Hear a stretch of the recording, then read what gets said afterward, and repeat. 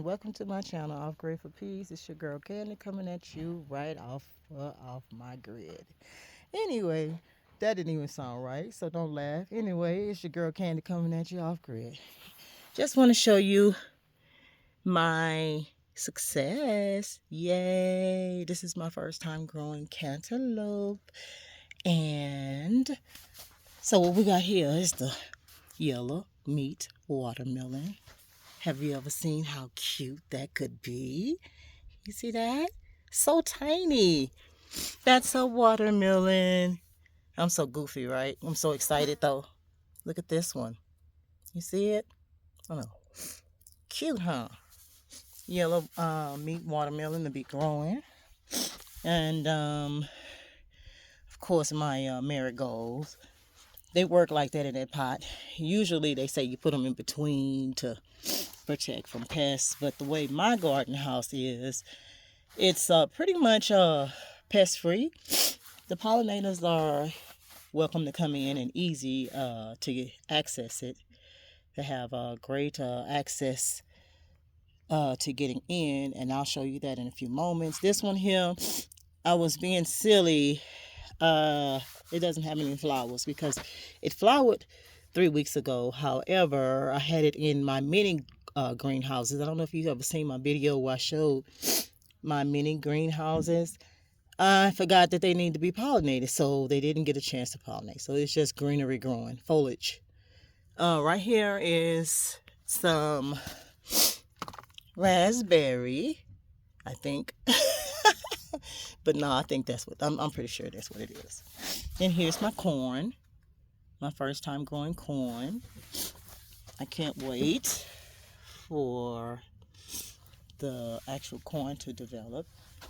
This right here, I think a little friendly bird just dropped it off. Here's my cucumbers. I just transplanted her because she was actually in a smaller pot and she kept wilting on a day-to-day basis. Now I know it's really hot. It's been hot all over the globe, but for this particular one, I found out that she was in a smaller pot, so I had to transplant her today because she was drooping, but she's recovering. Then here's my morning glories. They haven't produced any flowers yet. Then I have my second cucumber plant growing right here. Excuse me, my husband was asking me a question. Sorry about that. This, I don't know what it is. I found it. And up here at the top is what I was saying. Up here, birds, nothing can get in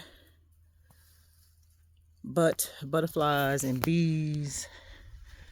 And if you are familiar with the way I created my garden house, it's completely rounded.